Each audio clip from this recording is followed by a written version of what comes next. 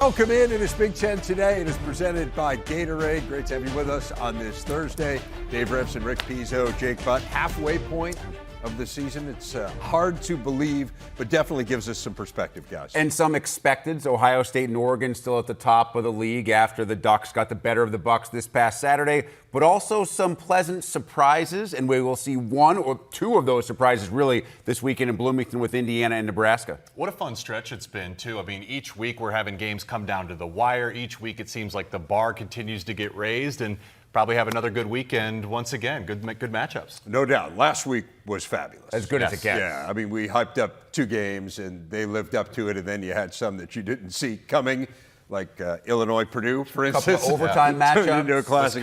Wisconsin dominated Rutgers, too. Absolutely. I mean, that was crazy. Yeah, it was a fun week. Let's get to our big story, and it is the Big Ten standings. Everyone has played 3 or 4 games. Remember, 9-game conference schedule. Indiana, Oregon, Penn State, the only unbeatens in Big Ten play. They're all unbeaten overall as well. 6 teams with 1 loss in the league, including Ohio State and Michigan teams that are both ranked. The bottom half of the conference, all with at least 2 losses. Maryland, Purdue, UCLA still in search of their first Big Ten win. Standings are one thing you say, but which team is actually the best one in the conference? Devoted students of our show might recall we went through this exercise 2 weeks into the season. Jake broke them into tiers. He had Ohio State alone at the top. He had 5 teams in Tier 2, USC, Penn State, Oregon, Nebraska, and Michigan, and then 4 more in Tier 3. But as we have mentioned, Jake, we have more data now. And so it becomes maybe an easier exercise, certainly a more educated exercise. So Tier 1 was just Ohio State before. I'm going to venture a guess that it's not just Ohio State. At this point, are they still Tier 1, or have they separated out of there? Yes, it's Ohio State and Oregon are Tier 1, and then we go down to Tier 2 for Penn State. But last weekend was revealing for a number of reasons, and in fact, we'll talk about Ohio State in a second. My opinion of the Buckeyes hasn't changed. You know, that was a good game between 2 opponents, and Ohio State just slightly got beat out by Oregon. But my goodness, that game. Dylan Gabriel was freaking phenomenal. Tez Johnson, Evan Stewart, they were unstoppable, right? The offensive line was stout up front. I start to look at what makes Oregon special and why they were able to win that game and why I have them as the top team in the conference. They answered the questions in the trenches. That's the first part. When we looked at them struggling earlier in the season, I was wondering, how are they going to block Ohio State? How are they going to block some of the better defensive lines in the conference? Not a single sack on the day. Average 5 yards per carry on the ground, 155 yards total, which is nearly double of the rushing yards that Ohio State had been allowing on the season. And of course, part of the theme here at the top of the conference is quarterback play. Dylan Gabriel is the best quarterback and proved it once again. Why he's the best quarterback in the conference. But the last thing I'll say here is the mentality, right? What you learn in those games is the mentality and the cohesion of a team. They didn't blink in the biggest moments. They were prepared. 3rd down, 4th down, some of the play calls, the tackling. Judkins didn't have a single forced missed tackle on the day. He was one of the best in college football going into that. So Oregon is a complete team, and they picked the perfect week against the Buckeyes to play their best game of the season. They were also prepared to throw 12 men on the field. And say what you will about the controversy regarding that and the NCAA already changing the rule. Dan Lanning's a big game coach. He is a young coach. He has already showed that he is a big game coach. Of course, it was inside Autzen, which I think makes a huge difference. If these teams were to meet again this season, the most likely spot before you get to the playoff would be Indianapolis on a neutral site for the Big Ten championship game. That wouldn't surprise me at all, and I know it wouldn't surprise you because even in the loss, you believe that Will Howard showed you that he is a championship-level quarterback for the other team in Tier 1, Ohio State. Absolutely. That was one of my biggest takeaways. And we talk about the last play, the decision to scramble. Let's just put that to the side. When you look at his statistics, again, against a great Oregon defense, that dude showed, to me, that performance confirms that Ohio State can win a conference title and they can win a national title. That was the best performance by a Buckeye quarterback since C.J. Stroud in terms of big games. But I think when I look at this, when you talk about tier talk, obviously Ohio State is going to be in everyone's Tier 1, but it's about something more than that, right? They're trying to answer a question. Can they win titles, conference titles, national titles? And If not, why? Like, why did they fall short last week? And I look at a few things. First off, it comes down to running the football. Okay, in the second half, let's take that last scramble by Will Howard out. In the second half then, statistically, they had 11 carries for 7 yards. That's not championship level, right? And when you look at the backfield and how good their offensive line had been playing up until that point, that's not going to cut it.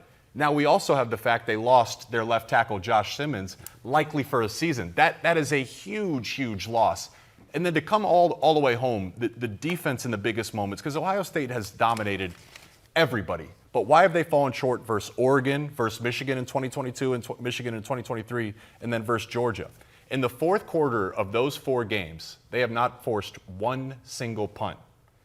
Why? That D-line is one of the best defensive lines in college football. The secondary is elite. Again, it's not a talent thing. It's not a resource thing. Why? That's the question the Buckeyes have to answer if they want to not just be in Tier 1, get there. Right? It is, but let me throw it back at you and ask you why. I mean, is it scheme? What's going on here? Like, it's not talent, clearly, right? So what is it? Ohio State as a team played well in this game. They played well versus Michigan in 2022 and 23. They played they played well versus Georgia. But in all of those games, the common theme was 5 to 6, 7, 8 plays that made the difference. We talk about one of the big touchdowns that Dylan Gabriel threw on an explosive. Ohio State rushes 3. How is there one-on-one coverage on the outside? I think that was a busted coverage there. If you're going to drop 8 in coverage, you should have safeties over the top. You go back to 2022 versus Michigan. Donovan Edwards' big game. He had 3 explosive Michigan had a few explosive plays that decided it. So they're 95% there, which is still an A when you talk about school. But that 5% has proven to be the killers for the Buckeyes. And, that's why I think Ryan Day decided to give up play calling this year, was to start to, interact with the team as a whole to chase those margins. This is what makes football so great. It's a game of inches. They've just been on the wrong side of those margins. There's no easy answer to your question, but the criticism out there, certainly from Ohio State fans, is that in all those games, the Buckeyes, whether it's the players or the coaching staff, has picked the wrong time to get tight, right? And whether it's nervousness, whether it's the other team being really good and playing well in critical moments, I do think it's a fair question to ask at this point. In the biggest moments, can the best players step up? I think it's also fair to point out what you said when you were talking about Dan Lanning in Oregon. Like, we're essentially looking at an Ohio State team that was one play away from having a chance to win the game. And that play... In Eugene. And that play prompted a rule change. Yeah. Right? So, I mean... You're doing something right. Again, like, you're right there. But I think we all understand that it's just different in Columbus, right? They've won 95 of their last 103 conference games. But it's the ones you don't win that people get worked up about because the expectation is, fairly or unfairly, to win them all.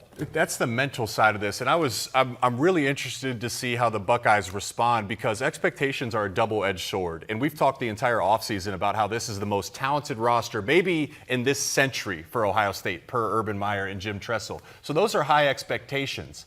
We were talking as if Ohio State was going to be undefeated, run the table, and win a national title. Now they lost. And as we're sitting here saying, why? It's not talent. Again, it's not resources. It's not coaching. So they have to overcome that. I'll add one more thing to answer your previous question. Tackling. It's fundamentals, right? Oregon tackled much better down the stretch. Quinshon Judkins, again, didn't break a single tackle on the day. Ohio State's defense, far too many missed tackles, far too many opportunities that they fell short. Dylan Gabriel on the read option. You have a chance to bring him down. He makes a guy miss, touchdown. Okay, so Oregon and Ohio State, Tier 1. Now, we mentioned you had 5 teams in Tier 2 last time. How many are in Tier 2 right now? Okay, just one. All right. One, and it's Penn State. And this is. I assume most people see the conference in this light. Could you make the case that Penn State should be in Tier 1? You could, but I'm just not there yet. It was a great win versus USC. It was a great win for the team, a great win for James Franklin, to go on the road and to close that game out, phenomenal. But we also have to acknowledge the fact that that's how USC has lost games too. Penn State did the same thing that Michigan and Minnesota did. They just did it on the road. What I'm really excited for the Nittany Lions, though, is Drew Aller. He played some big boy football down the stretch. I understand the 3 interceptions. Fine. One's a Hail Mary, too, right? Yes, Yeah. yes. In the fourth quarter, that final drive to take his team down and, extend this game, 4th and 7, 4th and 10, those were big-time throws that we've been waiting to see this from Drew Aller. We know he's a 5-star. That was almost like a career-defining opportunity for him that he took full advantage of. And I'll say this, too.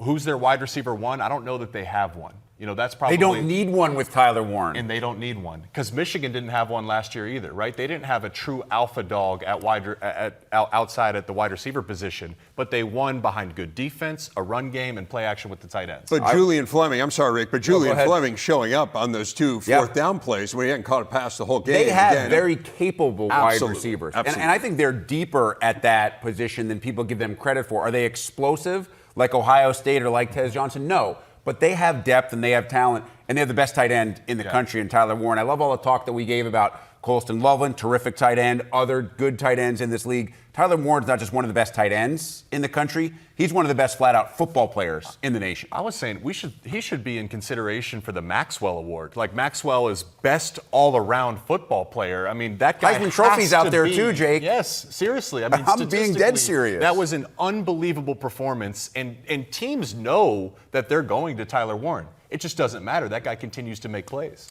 It was amazing how well they schemed for him, and we're going to talk about coordinators who have made an impact later in the show. But Andy Kotelnicki, I mean, they knew what they had. They mentioned this when we were at camp, that they really felt like his versatility was something they hadn't showcased as well as they could. I'd say they're showcasing it now. Yeah, it's pretty cool. So much hype, understandably, about Chip Kelly going to Ohio State as the OC. Mm-hmm. Could you make an argument that Kotelnicki has had a bigger impact in State College so far? I think you could fairly make that argument and have a lot to back it up. We'll see when they play each other. That will decide. Very good point. Penn State also should be favored pretty much in every game except that Ohio State game, which makes the USC win so big, because even if you lose to Ohio State and you don't go to the championship game, you're going to the college football playoff. There's no question about it.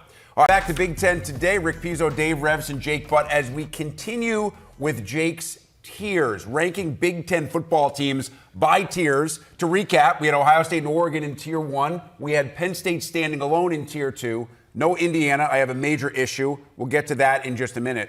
But you are starting your Tier 3 with an either or. I mean, you want to talk about straddling the fence.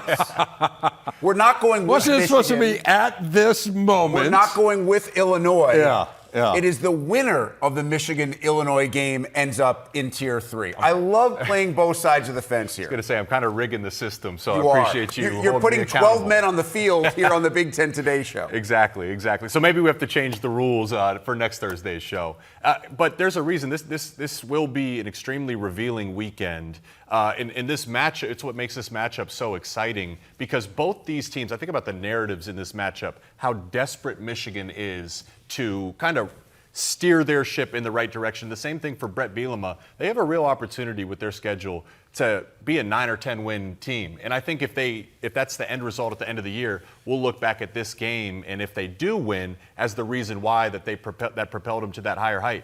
The issue and why I'm hesitant on some of these and why I'm saying this weekend's so important. The record of Illinois' wins, so the total record of their opponents is 11-20 on the year. We thought that Kansas win was great to start the season. Context and hindsight, maybe not as impressive, right? So that's where I want to see. In Illinois, as good as they've been, they've answered some questions.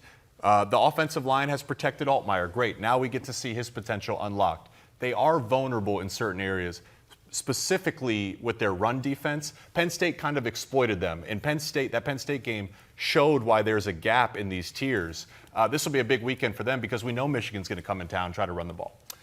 Yeah, they showed some vulnerability, I would say, in the second half against Purdue on the defensive end. As well. It is fair to point out. I mean, I think when you get to Tier 3, and this is where I kind of agree with Rick, because I don't think Indiana falls into this category, but we're talking about teams with obvious flaws here. Yes. Like Illinois, are they quite good enough in run defense, defensively in general? I wonder a little bit about them running the ball, too, particularly now that they have a really important injury in Caden Fagan. I think Michigan's flaws or areas where they could stand to improve have been well documented. They are the least efficient passing team in all of the power conferences. And then the defense, like we've been so fixated on what's going on at quarterback that I think we've kind of ignored what's going on defensively. It hasn't been great. No, okay, yes, we knew there'd be a step back at the quarterback position. We understood that. We understood the offensive line would regress when you talk about replacing 6 of your top offensive linemen. We knew the passing game would regress. You're replacing your top 2 wide receivers. We did not know and did not expect the defense to have these type of issues. Their pass defense is towards the bottom of the conference and the country. That has ripple effects of their third down defense has been struggling. And what doesn't make sense is I believe they have 3 first-rounders on their defensive line. We know Mason Graham and Kenneth Grant. We've been talking about that since spring. But Josiah Stewart has been their best defensive lineman on the season. He's playing like a first-rounder. And then you got Will Johnson, a guy that in theory should shut down whoever's wide receiver 1 every week. But teams have known this. They're getting the ball out quick and have exposed the weaknesses of Michigan. In theory, he's supposed to be a first-round pick. He's a very good player. He has not played this year to the level that we have seen him in the past.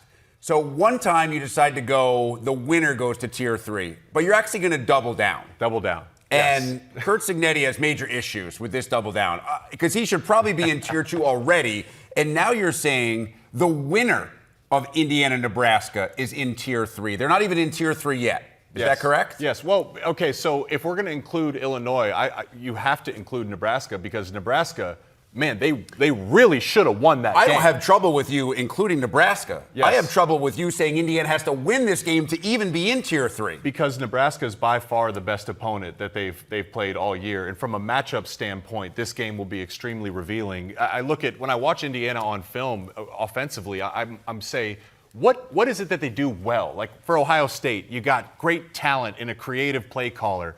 Oregon, it's the quick, efficient passing game with Dylan Gabriel. For Indiana, it's like, what is it? Well, they just do everything really well. There's not one alpha at wide receiver 1. Curtis Rourke distributes the ball. They rotate multiple running backs. The offensive line has been efficient. They haven't seen a defensive line like what Nebraska is going to bring with them to town this weekend. Nash Hutmaker, Ty Robinson. You're right. They certainly have a case to be tier 2. I just feel historically Penn State has earned the right to have a gap, and this weekend will be revealing for Indiana. I want to see what they do against the ferocious defensive front.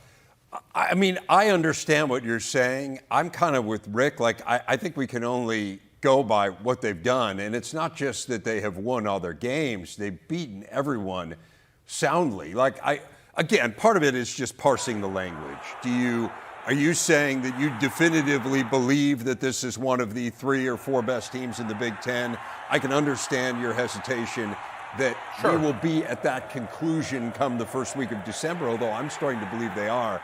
But at this moment, I don't know. I think they've done everything that they can do. I mean, they're second in the nation scoring. They haven't trailed all year. And they gave it away 4 times in that win over Maryland, and didn't give up a single point defensively. Didn't give up a single first down after those turnovers. Didn't give up a single first down after the 4 turnovers. And it's nuts. Part of it is I'm saying this Nebraska will be by far their best opponent, but true story. They've dominated everyone too. So you guys are exactly right. For me, Penn State has earned the right to be in that tier by themselves. So maybe it's Indiana in tier 3 and the others in tier 4. Like that's another way to look at it. Indiana's schedule gets demonstrably more difficult starting this weekend. And so we will see. And again, I think I want to believe that this team is legit. I really think they are. And again, it depends how you define legit, but I mean, I think they can be a 10-win team. I really do. I'm going to have to write Cignetti an apology letter now. You might. Well, he'll use you for You're going to have to write me an apology letter, too.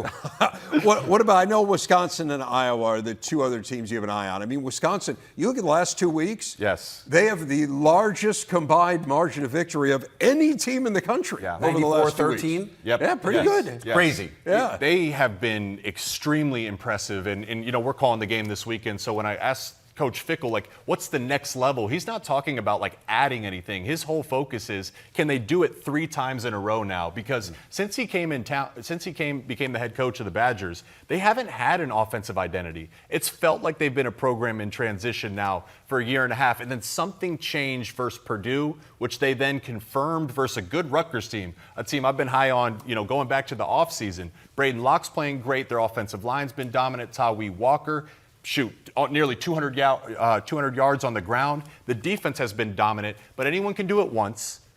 A little bit less teams can do it twice. If you do it 3 times, all of a sudden that is exactly who you are. And then for Iowa, the way they dominated Washington this past weekend, right? Like I have to include them in there just because it's Iowa. Like, I trust Kirk Ferentz. I just love Caleb Johnson because right now they're saying, Iowa's offense is saying, we're going to run Caleb Johnson 25 times a game. And if you can stop him, great. Every defense knows that. And the guy has nearly 1,000 yards midway through the season. And you cannot underestimate the degree to which the offensive line improvement has helped that. Dramatic. They had Caleb Johnson a year ago, but they couldn't run him at you in quite the same way. And that, to me, is all about offensive line. And that's been a hallmark of Kirk Ferentz teams for years. And for whatever reason, it fell off here these last few years. And now, look, the pass game still isn't great. I mean, it's that was better than Michigan's. Diplomatically said. Yeah. It's been better than Michigan's. It has been better than Michigan's, right? Incrementally. Yes. Yeah. But again, if you can run teams over and play defense the way they play defense, I'm not sure it matters. It's been pretty cool to watch because I think there were so many people who had dismissed this offense and that Kirk Ferentz was kind of at a point where he was anachronistic offensively. You look at, they got 4 games of 30 or more points, guys. They had 2 games of 30 or more points the last 2 years combined. Break up the Hawkeye offense. It's incredible. It's incredible how much better it is this year. Well, big board showcasing this weekend in the Big Ten starts tomorrow night with the Ducks and the Boilers. We've got Wisconsin Northwestern early on Saturday, Michigan, Illinois, the only battle of ranked teams, unless you go by the coaches poll, in which case Nebraska, Indiana qualifies as well. That game getting the big noon coverage from Fox. And Fox Sports lead game analyst Joel Klatt joining us now to talk more about what's going on in the world of Big Ten football. And Joel, let's start by looking back. Oregon-Ohio State was the game of last weekend in college football, and it lived up to the hype. You and I talked a lot about it a week ago and the build-up to it. After watching the game, what stood out to you the most about Oregon's win? Oh, man. I mean, just how well they played. I thought Oregon played a great game. No, I mean, did they play a perfect game? No, by no means. But they did things that we hadn't seen them do during the course of the season. They got really explosive throwing the ball down the field. Dylan Gabriel was 4 of 4 on throws of 20 or more yards down the field. That was huge. We saw their offensive line protect well. And remember early in the season against teams like Idaho and Boise State, that wasn't the case, Rev. Oregon struggled up front. They've retooled in the middle of that offensive line, and they've gotten better and better and better, and now they haven't given up a sack in like their last 3 or 4 games. So I was so impressed with that. Gabriel was tremendous. Their offense, obviously being so explosive. And then on the flip side, I think the thing that was surprising, at least to me, from Ohio State is that they gave up so many big plays. You remember 2 years ago that was all we talked about was the big plays that Ohio State gave up. And then last year, all we talked about was that they minimized giving up explosive plays. So to see that creep up again, I'm sure it's frustrating for Buckeye fans. And the only thing that I can point to, there were some structural things and there was man coverage and people are going to say, hey, our secondary got beat too often. Where was the pass rush?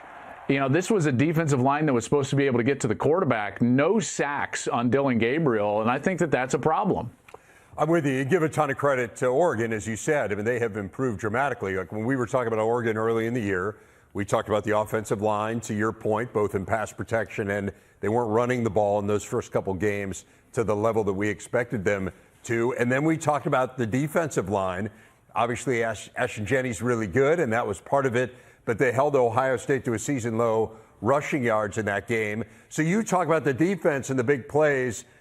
If you're Ohio State this week and you go into this bye week and you start to break down that film, and again, you're 1 play away from winning that game, and I saw that you have them number 3 in your rankings this week, so it's not like you've dropped them precipitously. But Other than that pass defense, what are the things that you're working on as you enter into this bye? Yeah, well, they've got to run the football more efficiently. So you look up and are the stats terrible? No. And then you look deeper and you realize, like, okay, if you strip out that 53-yard run from Travion Henderson, on the other, 32 attempts, they averaged 2.8 yards per attempt. That has to be better. With those two backs and a quarterback that can also run it, you can't run the football that ineffectively. And so that has to change. And then on the defensive side, they have to get pressure on the quarterback. And too often, I thought that they were just trying to rush four straight ahead. There were some times when they tried to play some really exotic coverages and drop everybody out and only rush 1 and 2 players. And that has to change, because if you look back to when Ohio State was at their best defensively, I go back to that 2019 year, and did they have a historically great player? Yes, Chase Young. But what did he allow them to do? Play aggressive in the secondary, because they knew he would get to the quarterback. And what we saw on Saturday is that the defensive backs had to cover for far too long. Long, slow developing double move routes are really tough to cover. I don't care who you are. And the pass rush has to get home.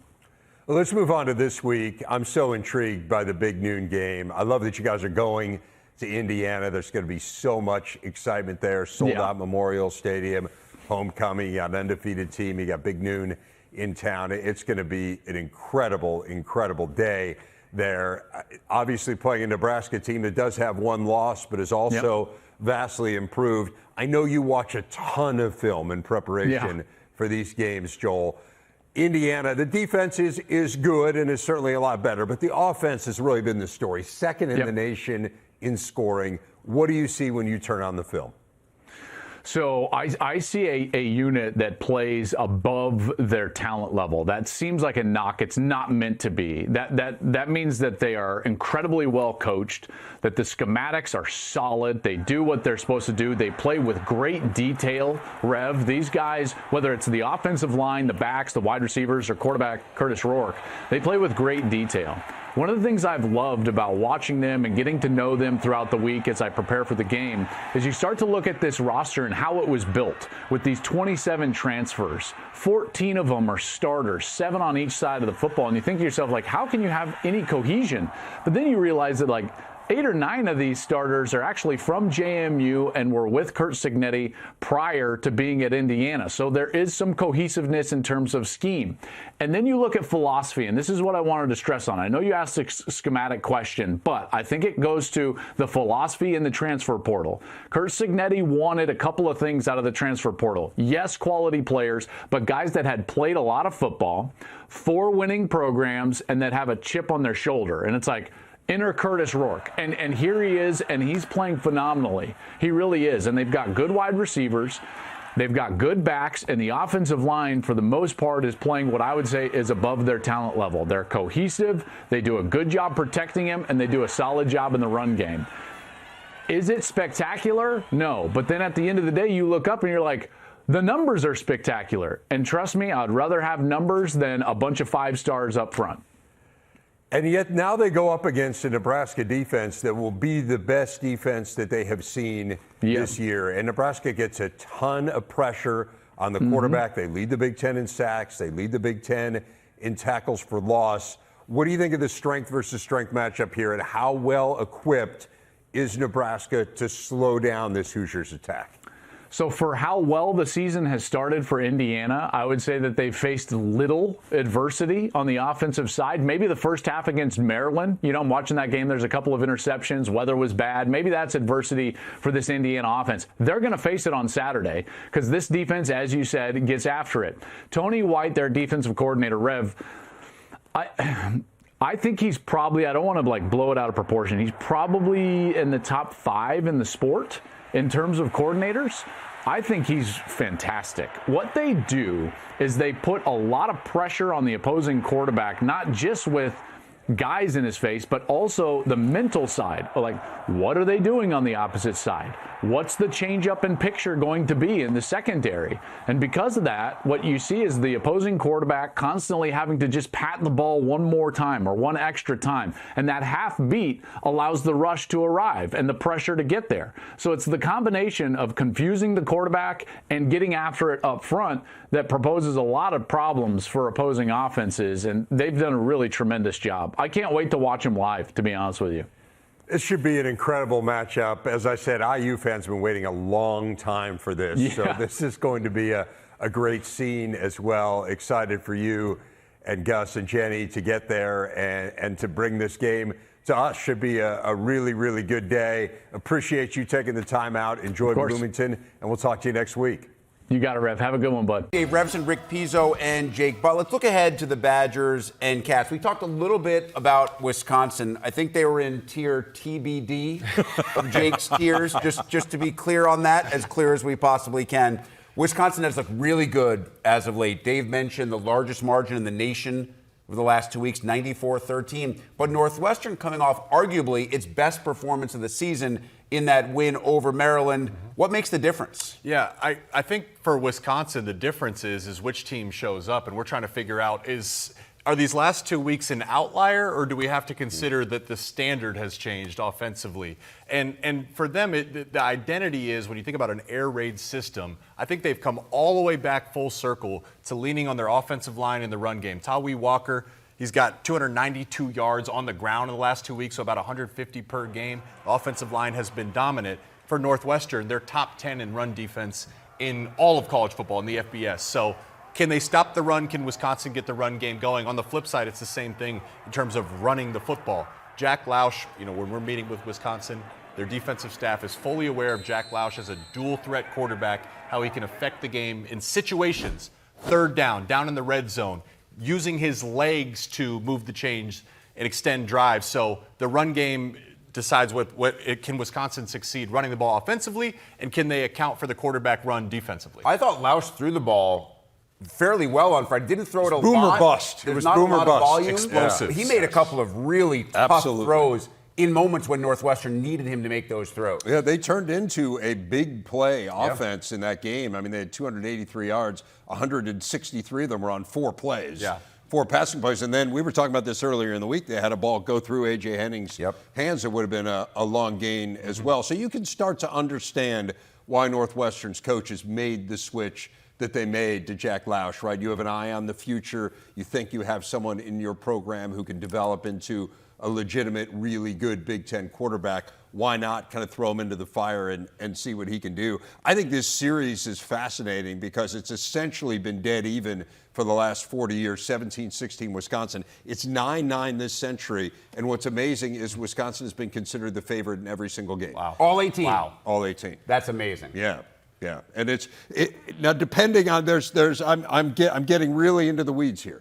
But the last 33, it's 17-16, and Wisconsin has either been considered the favorite in 32 or 33 of them. There's some consternation about 1988. And even the games that Northwestern has lost in that stretch, they've almost all been tight. Yeah. I mean, they just play, these two teams, when they get together, for some reason, they just play snug games. I wouldn't be surprised at all if that were the case on Saturday. Crazy, crazy series. All right, we were talking about Nebraska, Indiana. Said that this is a play-in game for your tiers. Yes. How does the game play out? Yeah, this is our entire Tier 3 segment right here. How does it play out? And we talked about it a little bit already. I want to see Indiana's offensive line because, again, their offense hasn't been spectacular other than the fact that they do everything really well, which is spectacular in its own sense, right? Curtis Rourke, we talk about Dylan Gabriel being the best quarterback in the conference. Statistically, Curtis Rourke is right there. He's been efficient. He makes good decisions. They run this RPO system, and he constantly puts his guys in the right position. They rarely go backwards in terms of negative plays, but they're facing a Nebraska defensive line that is ferocious. Joe Klatt called Tony White a top 5 coordinator in all of college football. That's the chess match I'm looking at right here. Early downs, can that D-line win the early downs, force Indiana to make some negative plays, and then how do they respond? And I got one stat for you here about Dylan Raiola, okay? He's a young quarterback. There's 2 versions of Dylan Raiola, versus zone coverage and versus man coverage. Listen to this. This is really telling. Dylan Raiola's passing grade versus zone coverage is 90.2. That's 5th best in college football. Versus zone coverage, 44.4, which is 132nd in FBS. Extremely telling. Indiana, top 10 in terms of calling zone coverage defensively. So if I have these stats, obviously Indiana's defensive coordinator is going to have the stats. They might adjust. Jake has been working the stats. There you go. So there's a couple of really impressive ones. Also intriguing to me, both these teams coming off bye. So you have this coaching match, right? I've seen you. I know what you're going to do. You've seen me. You know what I'm going to do. And with all this love being shared between coordinators and these coaching staffs, I think there's a lot of pride in these coaching staffs, right? To look at the other sideline and say, we out-scouted you and we are out going to coach you, even though we've both had 2 weeks to get ready for this game. Bye weeks are so interesting, and I'd be fascinated by your take on this. I do feel like the tendency for some people, might be to overthink it. So how much of a bye week is refining what you do and saying we're just going to get better at who we are, and how much of it is breaking down the next opponent, thinking about all these maybe minutia areas where you can game plan and trying to bring new things into your stockpile? The season moves so quickly. So each week you play your game on Saturday, and then you have a few days to kind of get into the next rhythm. So you have a whole scouting department that's scouting your opponents, and you take those 6 days to prepare. It moves quickly. The bye week, then, you also, part of your scouting department is to self-scout. Right. So you figure out your tendencies. Part of that is to see what are your weaknesses and what can you improve upon, but also what tendencies are we showing our hand with? Are we in 11 personnel, are we 80% throwing? In this formation, do we run it to this side? Like you have a self-scouting department to then, in the bye week, kind of take a second to breathe a little bit and make those necessary adjustments so you're not tipping your hat. Yeah, it's interesting because there are coaches that do very well coming off of buys. There are coaches that don't do so well. I'm not trying to throw dirt on Maryland right now because I think Mike Locksley has done a terrific job. I believe he's 0-7. Yes. Has not won a game coming off a bye. And if you count the interim following Randy Edsall, 0-8 in those situations. So obviously there are coaches and teams who do better when they get into a flow, and others who do better when they have a moment to sit back and think about it. We have just 1 or 2 days left to sit back and think about Michigan, Illinois, and what ultimately makes the difference. We've talked about the storylines with Michigan and the quarterbacks and the defensive issues. In Illinois, obviously, can score a ton of points. So this is a huge game for both teams also. When you start to think about, and I know people are going to say, playoffs? You're talking about the playoffs? Yes, because if Michigan loses this game, it's almost as if to say that's kind of the end of those dreams. If Illinois wins this game and suddenly the Illini are 6-1, they're probably in that conversation where you have to start discussing them at least a little bit. With a pretty favorable schedule. With a very favorable back half. Yep. Yeah, that's the pressure of this game and the mindset of this game for both these coaches is extremely important. Then you look at from a matchup standpoint, and what Penn State did to beat Illinois is going to be the exact game plan that Michigan wants to do, which is it starts with running the football. We know Michigan's going to run the football. We know Jack Tuttle's going to be the starting quarterback. I expect the passing game to benefit from that, but the identity won't change. They're going to run the football. They're also making some changes at the offensive line position. Miles Hinton missed the Washington game. Jeff Percy came in and played well. What I expect is Hinton to play left tackle, Percy to play right tackle. That right tackle position has been vulnerable. Illinois, 15th in the conference in run yards allowed per game, 15th in the conference in yards per attempt allowed. So they've struggled to stop the run. That's where this is kind of a favorable matchup for Michigan. And then, the big thing that Penn State did when Altmaier had the football is they got after him. The defensive line, Abdul Carter was in the backfield, played his best game. So can Altmaier get that ball out quick enough before the defensive line gets to him and pressures him? Well, this offensive line is the area that I think is concerning Brett Bielema the most so far this year, right? They've given up the most tackles for loss in the Big Ten. When they can protect Luke Altmaier, he has been fabulous. He has not made mistakes this year, but can he get a run game going, particularly when you're down your number one running back with Caden Fagan, presumably out again for this game? And again, can you protect against a Michigan defensive line that we know can get after people?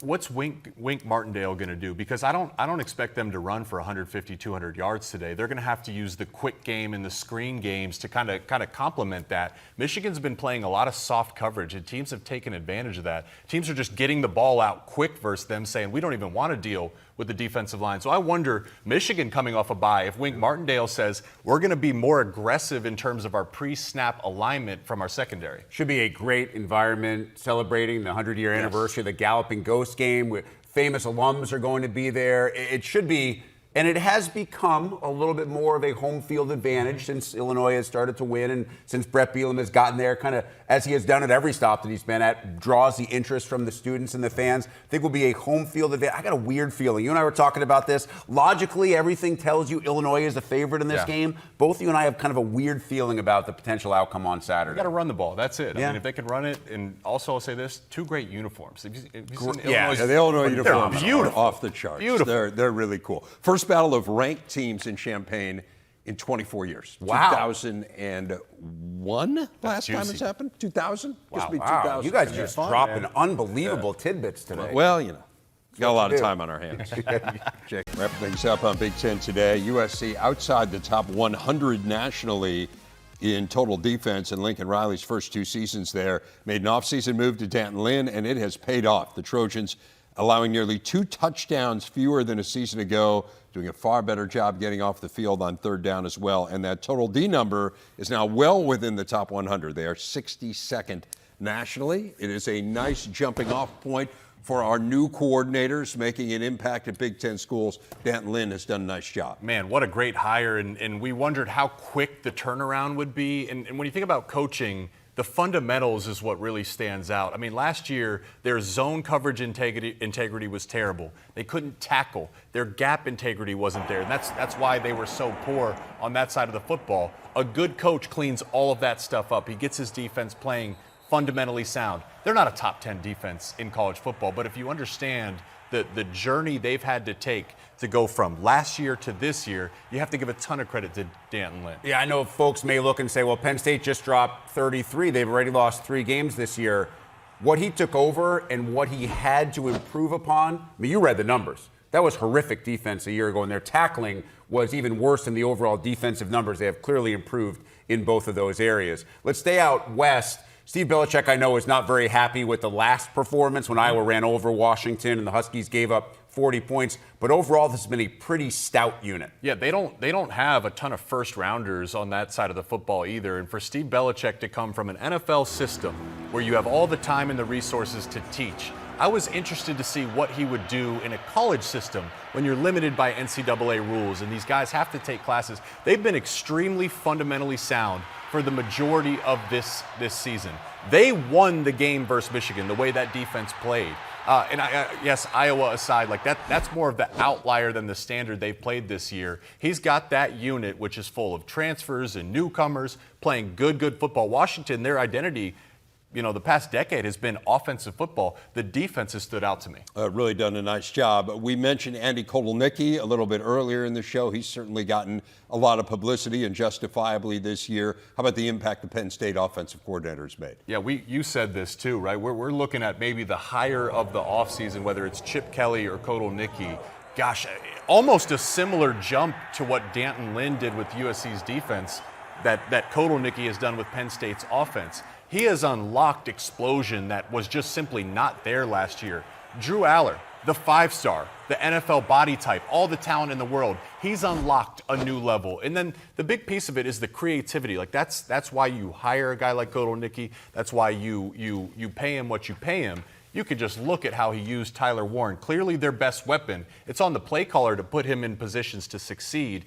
He's checked every box, and the run game has been dominant as well. Speaking of offensive play callers, what do you make of Tim Lester? Dave shared 30-plus points 3 times already. Four times. Yes. Already this year for Iowa, something we just didn't see much of in the last couple of years. Still can't really throw it, but they are scoring points. Right. That's been the constant. They haven't been able to throw it for a few years now. But Tim Lester has allowed them to find an identity running the football. Caleb Johnson was there last year, right? We just didn't see this level of production. And a big piece of this, too, is you talk about the offensive line play, Dave.